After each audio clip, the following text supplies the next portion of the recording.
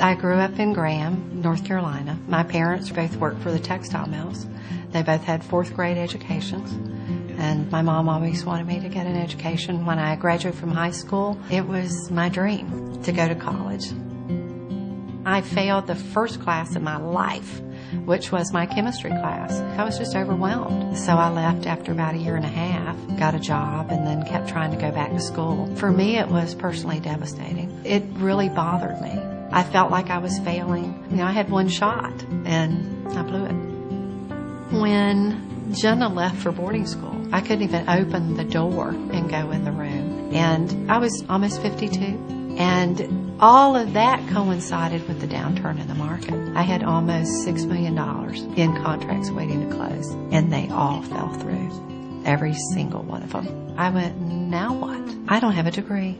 There's no jobs. And it doesn't matter what I had done, how much success I had had. The requirements are to have a degree.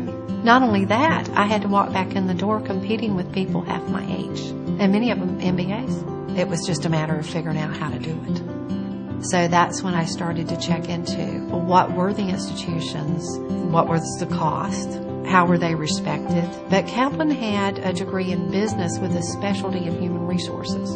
And as I started narrowing the options down, it made it into about the final three. I took those three finalists to my traditional education friends, and I said, I want to know what the most respected online degree would be. If someone was coming into your office looking for a job, the IT dean, the computer science dean, he felt like Kaplan had the best online delivery program that was out there. The academic dean, his advice was that this is a respected degree, that you're not going to have people questioning that you were competent when you came out.